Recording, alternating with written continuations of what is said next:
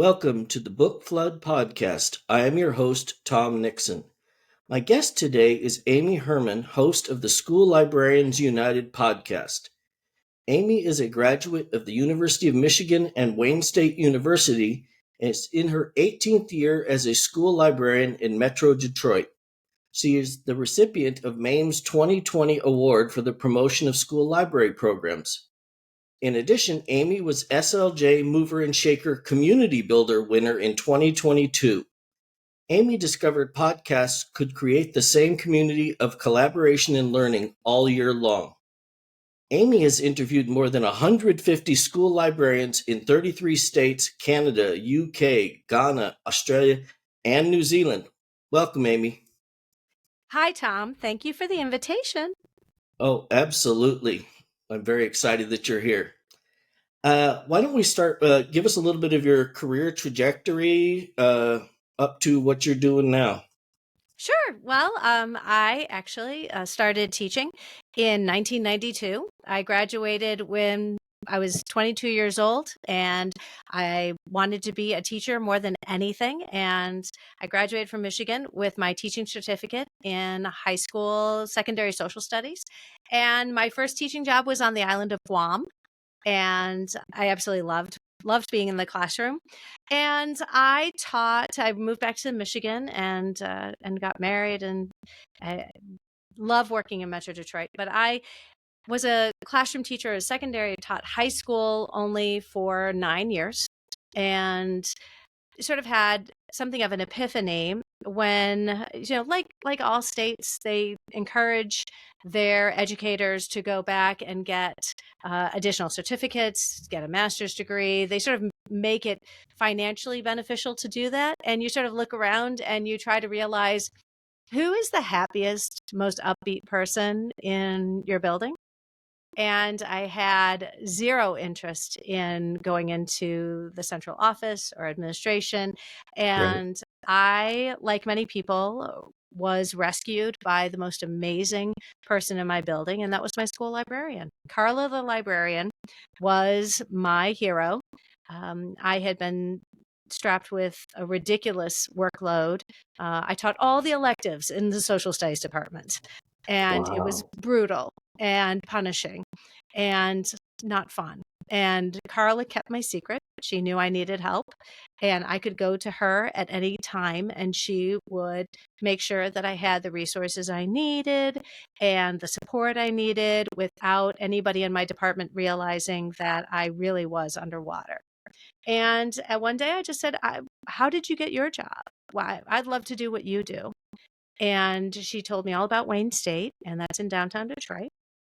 And I decided right then and there that I was going to get my degree in library science. And within a couple weeks of my first semester, 9/11 happened, and everything turned upside down. And I got pregnant with twins. So I took one class in my degree, and thankfully had 6 years to finish my master's, and I did. And I have been in the school libraries for 18 years now. So I went back to working when our children were in kindergarten and third grade, second grade, and I've been working ever since. What is it about librarians that, we love our job and yet we're going to pull that next person along? Oh, We all have that master plan. well, but I think that every time we have an opportunity to impress upon others the value of what we do, I think we're winning converts, friends. I mean, I'm winning allies. I recognize, and this is something I've always been aware of, is that my job is always on the chopping block. And I think that's true of many librarians living around the United States. Our jobs are seen as optional. And so my job has been always to win the hearts and minds of the educators I work with, the administrators I work with, to create converts and people who would rally for me if my job ever was called into question. So yeah, and you just have to absolutely never take your job for granted. That's for sure. So in 18 years, how different is being a librarian now than in the past? So, well, my first 5 years, I don't think I ever came up for air. I had landed a dream job, a fantastic job, an elementary librarian in one building, and I knew I was lucky. And but I also was very aware of how hard it was to ask people for help. And when I was a school librarian, especially in those early years, I think the only thing I worried about was my job. I never, for 1 minute, worried about the books I had on my shelf or the collection I had. I didn't have to worry about activists coming and raiding my shelves, although it did start to happen. I think we all have those incidents where somebody has come and taken something out of our library, and we're like, um, that's not right.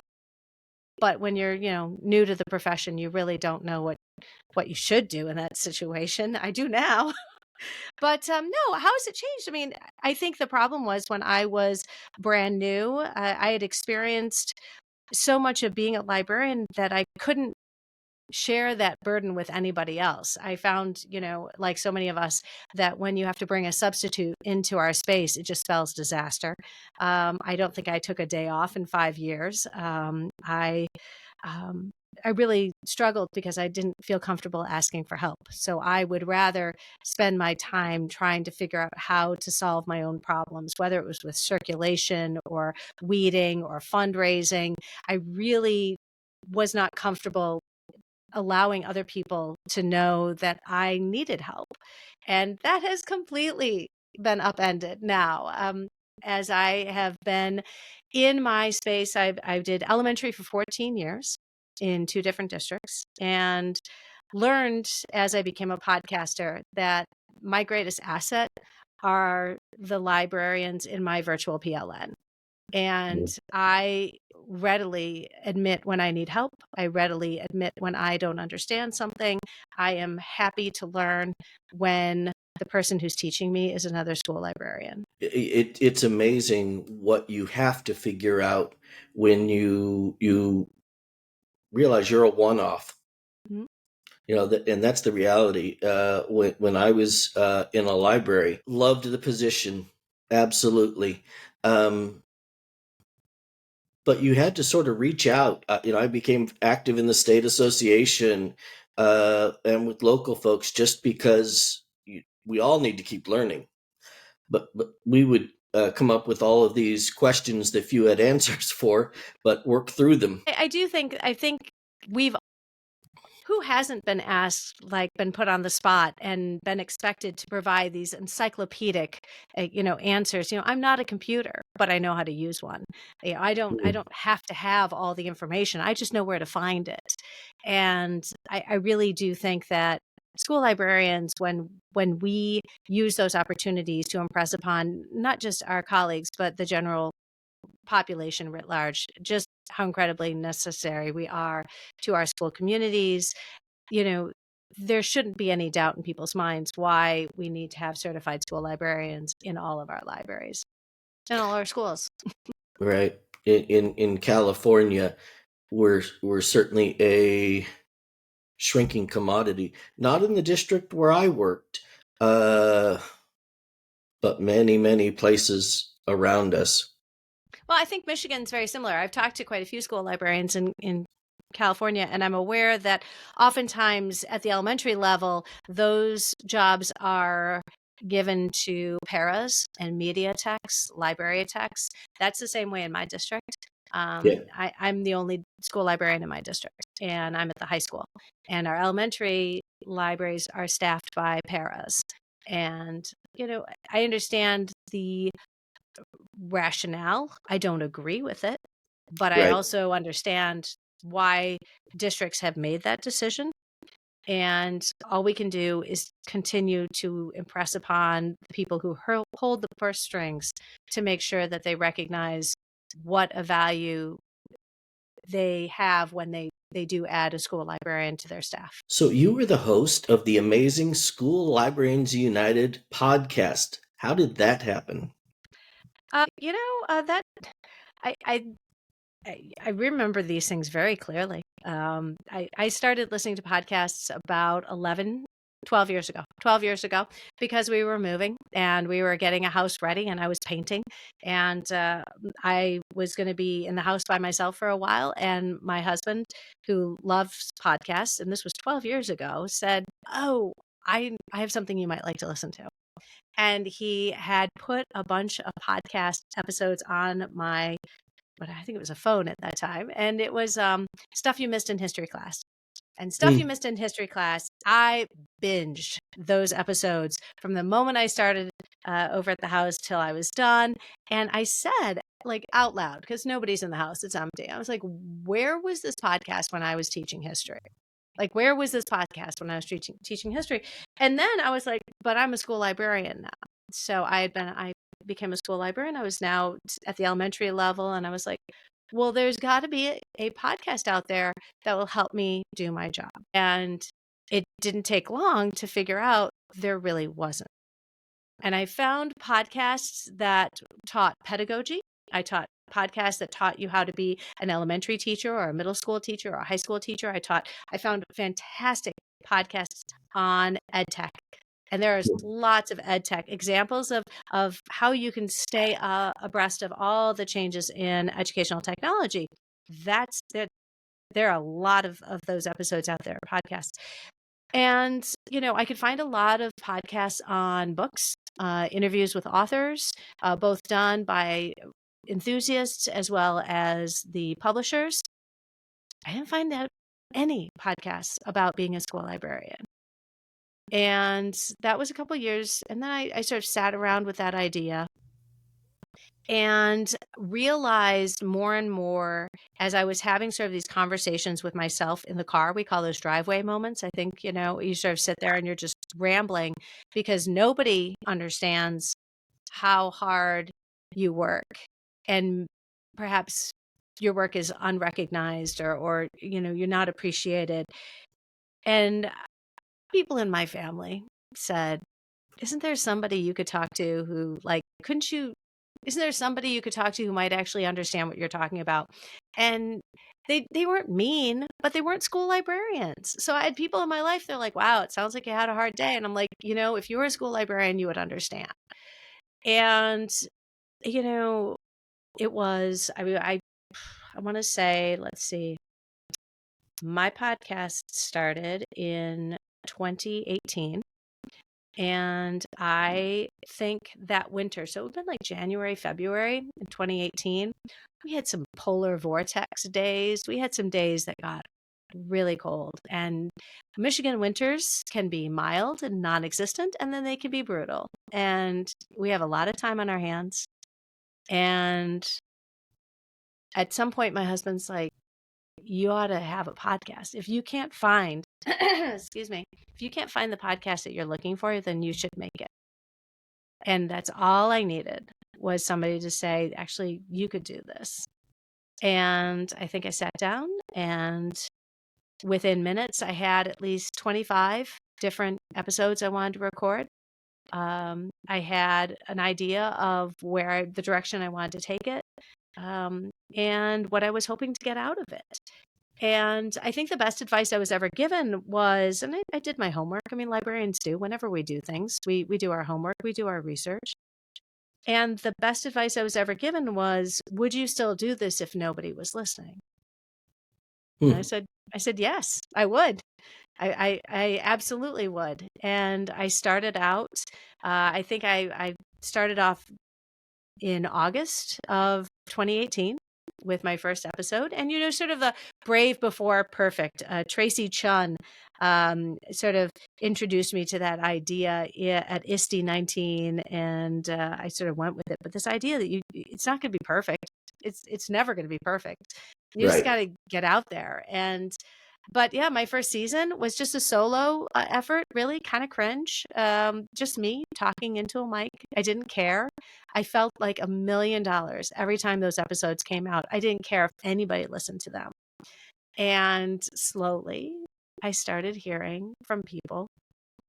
And it was like the most incredible validation, because it is something that nobody else did for me. I created it selfishly because I needed it. But when I realized that somebody else was benefiting from my efforts, that was really all the encouragement I needed to keep on going. I like so many things about your podcast, but one of the things I like the most is I think you call it the playlist, Oh, and yeah. Yeah. it folks, if you have a one thing that you want to focus on, this is the place to go because it, unlike a lot of other podcasts out there, it's very this piece of content specific. This is the problem I'm having in my library today. Let's go see how Amy solved it. Well, and I'll tell you what, we'll put a link in the show notes, I'm sure. And it's Oh, for not sure. actually, yeah, it's not actually all the episodes I've ever done. But what I was finding was, especially on social media, I would, in a library, you know, library Twitter has obviously dissolved, and we're all still trying to Right. salvage what we can from it.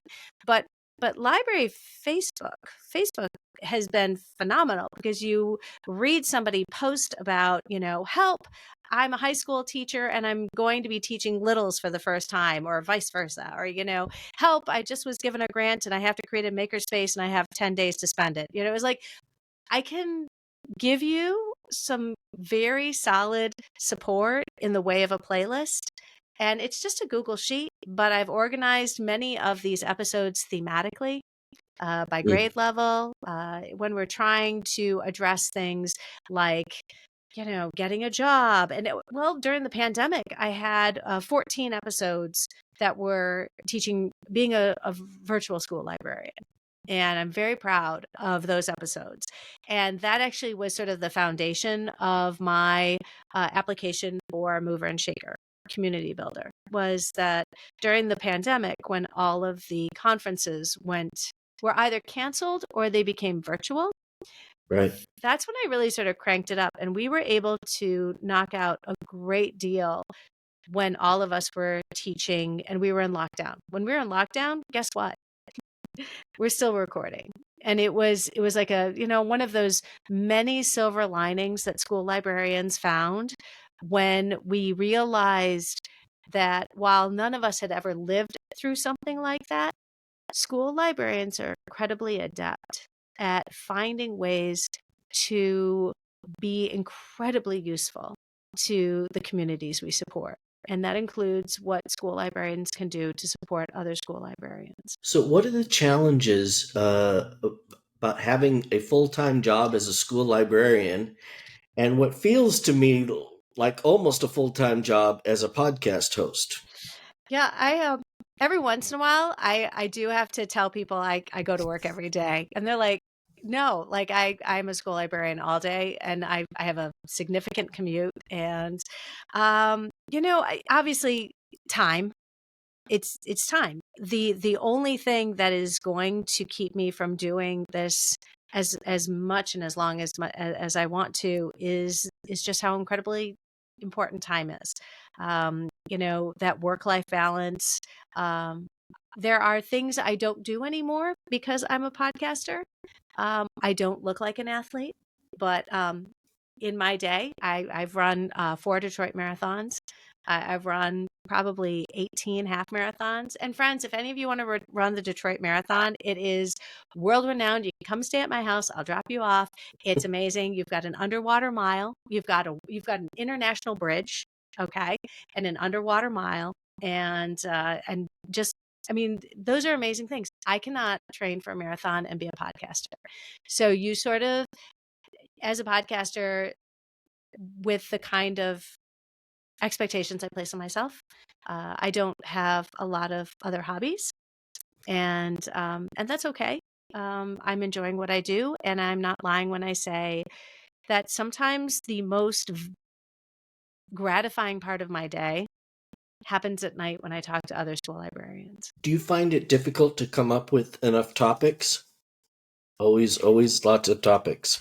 So my first season was just me, myself, and I had some moments of concern. I sort of looked around. I had this incredible list of things I wanted to talk to, but I didn't have the expertise to talk about them. So I knew I wanted to do episodes on, and I just listed, and many of those have become the playlists that you referenced.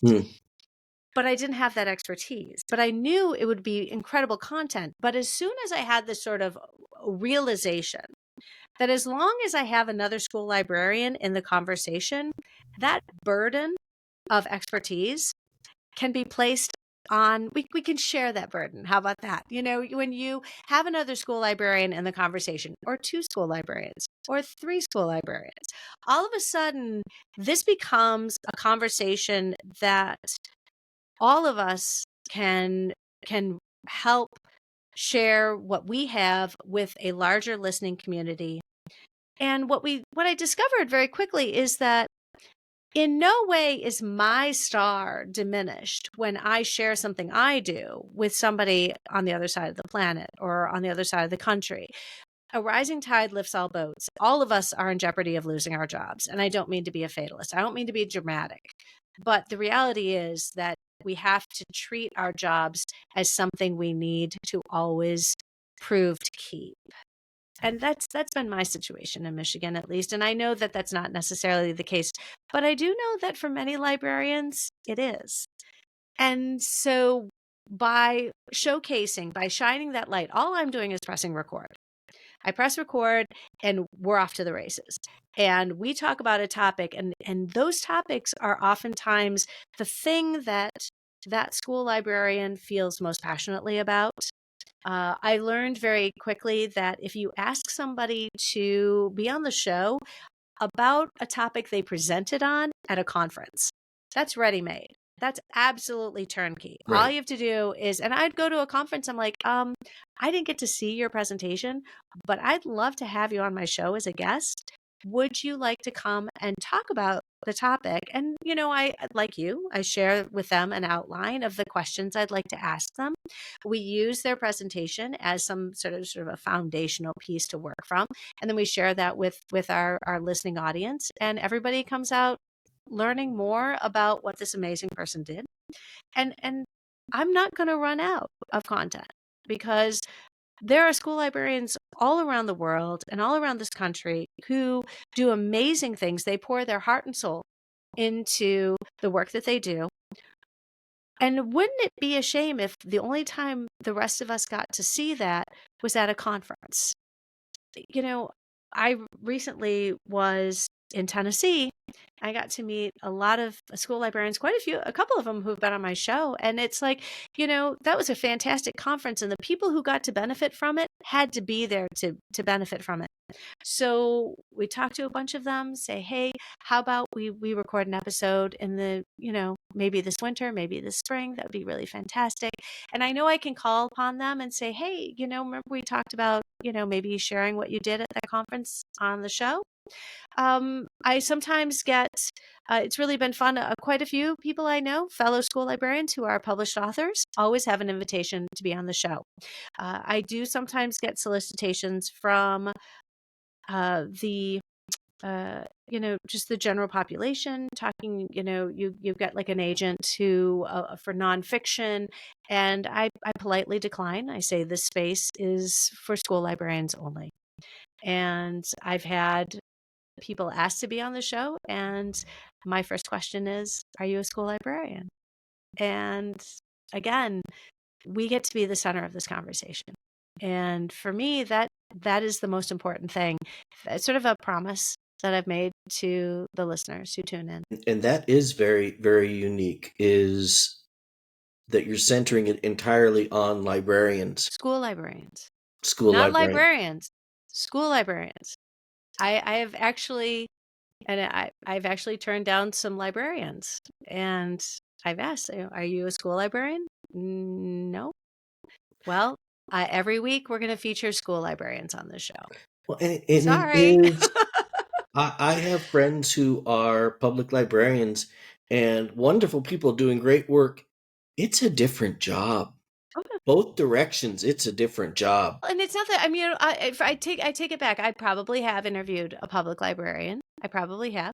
I've interviewed one author who is not a school librarian because Melissa Stewart is amazing. And I had 60 of her books in my library at the time of that conversation. And she also had won the Cybert honor during the week that we were recording. And she's an amazing author. And she was probably the only exception I've ever made. Oh, I know. Jared Amato. Jared Amato, Just Read It. We did an episode, and he's not a school librarian, but everything that he talks about in his books could be applied to school librarians and the spaces where we work. Excellent. So, yeah. So, what advice do you have for new librarians? Oh, well, I have a playlist. That's a good place to start. It Yeah, is, and there there will is be a link. and again, on the one hand, just like, am I talking about my own podcast? Sure, I am. But remember, the people on the podcast are the guests who are featured on that show. And so we have a fantastic rookie first year playlist, which is full of great episodes. Some of them are by rookies who are reflecting on that first year, things that they wish they'd known, and foundational episodes that would really sort of carry you through answering some of those big questions, but also, providing those resources, because whenever you have an episode, it's not just the conversation, but it's the resources and the show notes. And that's usually that's the other part of the conversation. It's like, I want to talk to the person, the human resource in there, but also say, what kinds of things can we pass along to our listening audience? Because our listeners are the ones who are going to be utilizing not just the content, but the resources that are shared in the show notes. And for that reason, it does become a really helpful resource. I created the podcast I wanted when I was brand new. And so when you talk about a brand new, like a rookie librarian, and forgive me, but a lot of times I'm talking to school librarians who are still in library school as they are starting their library job. Oh, And, definitely. either working towards a certificate or towards a master's in library science, but they're learning, like they are in the trenches learning as they go. And, there once upon a time when I was getting my degree, I was not allowed to interview until I had my master's. And now, flash forward 20 years later, it is a very different story, that they're now hiring you with the promise that you will go and get that degree or that certificate. But the fun thing about the first year librarian playlist is there's a whole bunch of stuff on purchasing and collection development and stuff they didn't teach you, and how to do book talking and how to motivate your readers, and purchasing and budgeting and weeding. And so, no, library orientation, missing books, newsletters, making all the mistakes, end of year reports. I mean, these are all separate, distinct conversations, and podcasts are just, it's a pandemic free, sort of pandemic proof professional development that is free, customizable, convenient. I've talked to directors of school libraries who utilize these episodes in professional development for their district, because what administrator would say no to a free professional development?